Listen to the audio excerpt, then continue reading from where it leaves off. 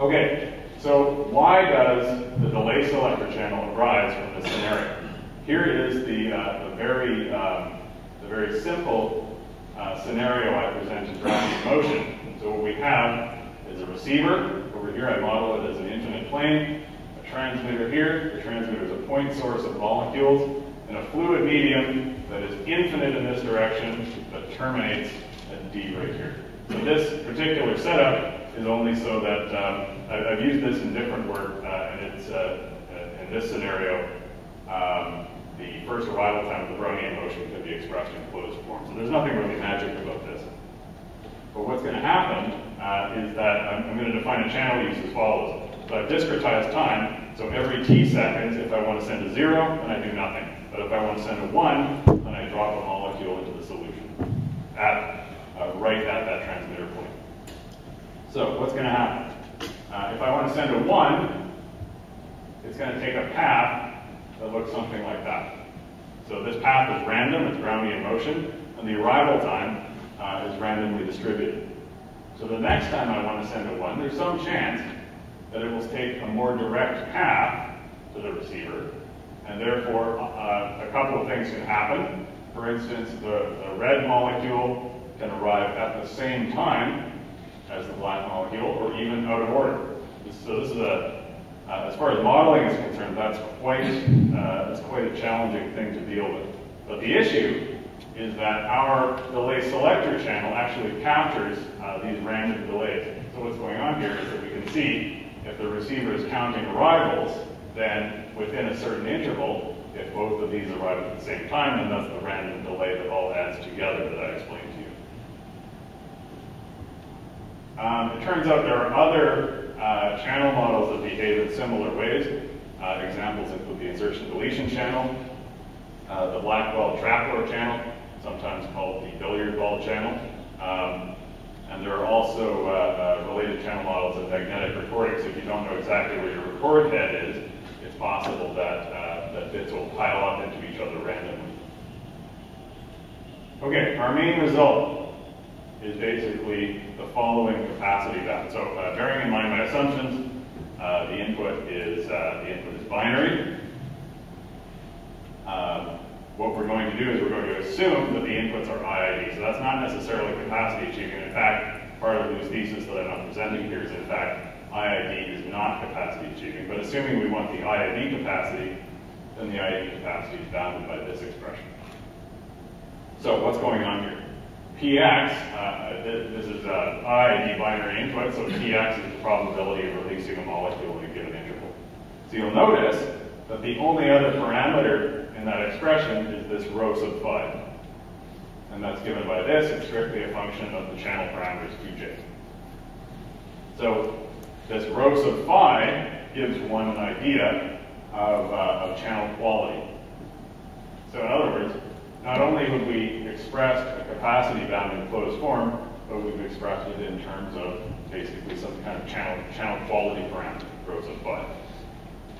The proof is tedious, and in fact, our 4-page paper in the proceedings is basically filled with all the steps required in the proof. But to sketch it for you, what we do is we first transform the delay selector channel into a memoryless additive noise channel, and we show that that transformation is information lossy. In other words, that transformation reduces the mutual information available in the channel. So this is the basic transformation we use. We transform the channel outputs Y to something we call delta, and it's calculated this way. So we have M possible delays, and we subtract out these channel inputs. If you notice what's going on here, because a channel input can be delayed at most M, then at time t plus m, if I sum from 1 to t plus m, this expression on the left must contain x of t. And then I subtract out all of the channel arrivals that occurred before then. So in fact, I can interpret this as x of t plus noise. So this is the information lossy part of it. Basically, I disregard all of the information that's contained in everything added to x of t and just treat it as independent noise. Step 2, now what we have is y equals x plus z. Z is my additive noise, is a binary input channel with positive, I say discrete, what I actually mean is integer, positive integer memoryless additive noise, then what we can show is that mutual information is upper bounded by this, and this is very similar to the expressions we saw earlier. So now the only challenge is to calculate the expected value of the noise. And in fact, that is precisely how we end up with this expression. So now what I'm going to do is I'm going to show you what this looks like. This expression here, the px term, that is the term that we wanted to maximize with respect to px. And what I'm going to do is I'm going to plot that versus the parameter, the channel quality parameter rho.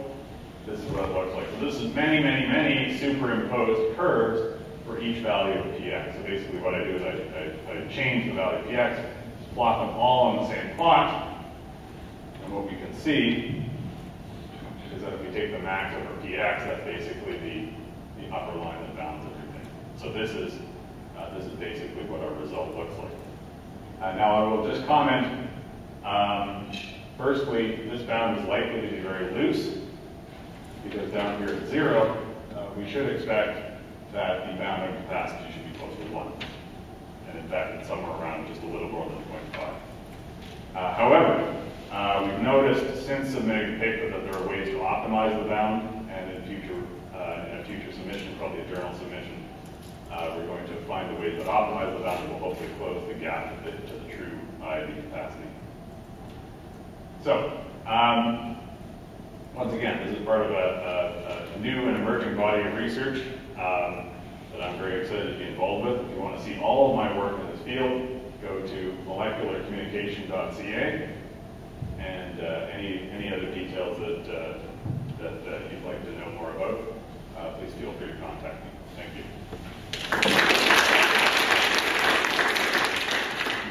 Any questions? Yeah.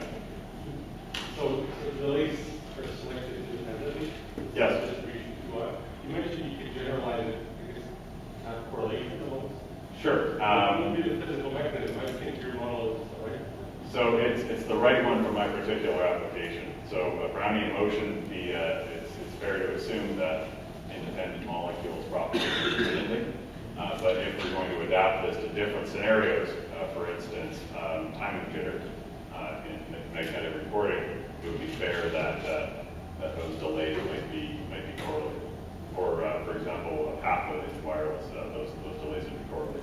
So in fact, it's quite a general model that ties in, as I mentioned, with a bunch of other models that have been proposed for synchronization errors. And not all of them are the same, and my point is that it can be generalized.